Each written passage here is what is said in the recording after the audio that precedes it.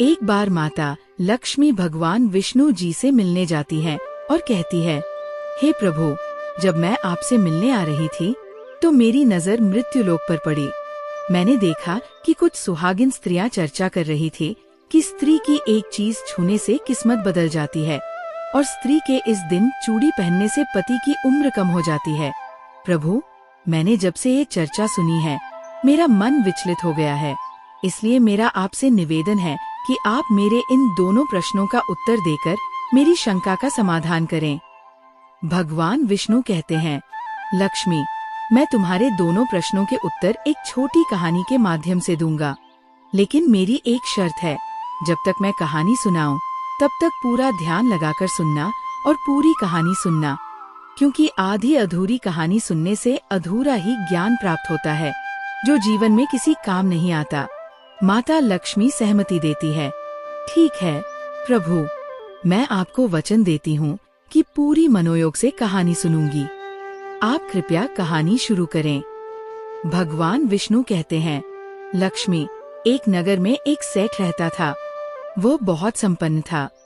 उसके पास सब कुछ था, आलीशान दुकान, महल और धन की कोई कमी नहीं थी। सेठ के 3 बेटे थे जिनकी शादी हो चुकी थी। उसकी तीनों बहुएं अपने सास ससुर और पति की सेवा करती थीं, इसलिए घर में सुख शांति का माहौल था। सेठ का बड़ा बेटा थोड़ा आलसी था, इसलिए उसकी आर्थिक स्थिति अच्छी नहीं थी। एक दिन सेठ ने सोचा कि भगवान ने उसे सब कुछ दिया है, लेकिन बेटी नहीं दी। यदि एक बेटी होती तो वह अपनी सारी इच्छाएं पूरी करता। सेठ जी हमेशा मंदिर जाकर श्री राधा रानी के दर्शन करते थे। एक दिन मंदिर में आए संत ने उन्हें उदास देखकर पूछा, सेठ जी, आप उदास क्यों हैं? सेठ जी ने उत्तर दिया, महाराज, मेरी कोई बेटी नहीं है, मुझे क्या करना चाहिए? संत ने कहा, अरे सेठ, तुम बरसाने की बेटी श्री राधा रानी को अपनी बेटी क्यों नहीं मान लेते? ये बात सेठ को बहुत पसंद आई। उसी दिन सेठ ने श्री राधा का एक बड़ा चित्र मंगवाया और अपने कमरे में लगा लिया।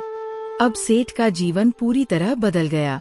वह हर समय राधा रानी को अपनी बेटी मानकर उनसे बातें करता।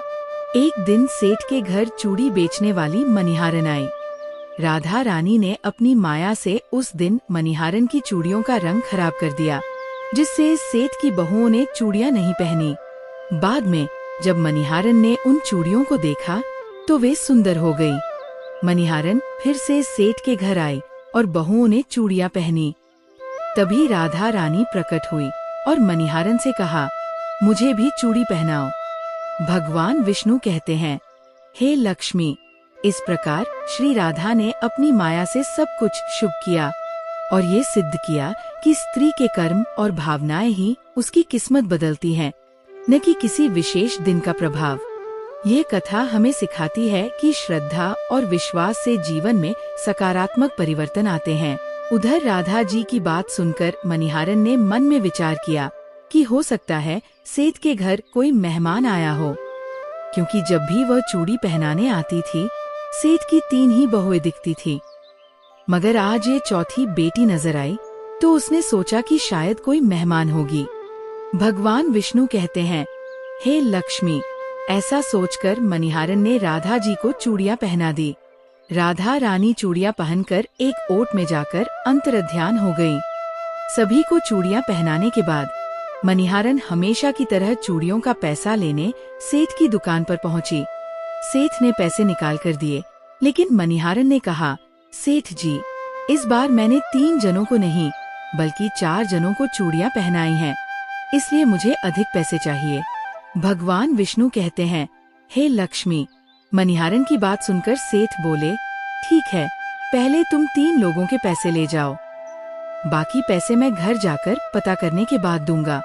मनिहारन ने कहा, ठीक है सेठ जी, आप घर पर पता कर लीजिए, फिर मुझे पैसे दे दीजिए, और वह दुकान से चली गई। शाम को सेठ जी घर पहुँचे और मनिहारन की बात पूछी। बहुओं ने बताया कि केवल तीनों ने ही चूड़ियां पहनी थी। सेठ बोले, मैंने मनिहारन को यही समझाने की कोशिश की थी कि चौथा कोई नहीं है, मगर वह मानने को तैयार नहीं थी।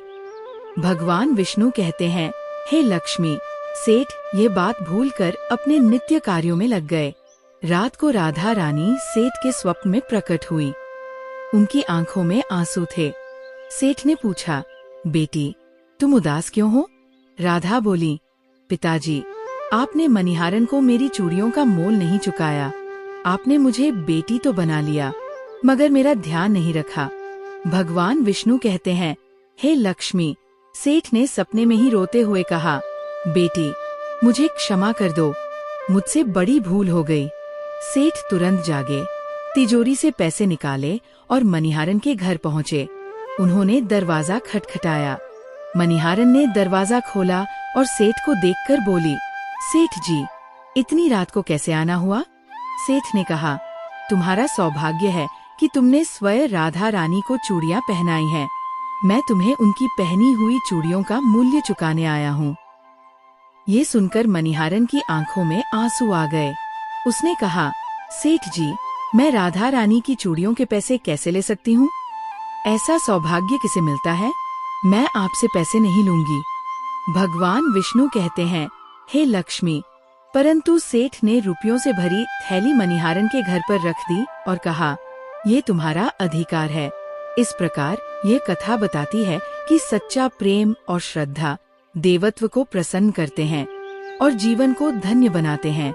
एक दिन सेठ जी अपनी पत्नी को साथ लेकर श्री राधा जी के मंदिर पहुँचे। वहाँ उन्होंने अपना सब कुछ त्याग कर संन्यास ले लिया और अपना शेष जीवन राधा जी की भक्ति में समर्पित कर दिया।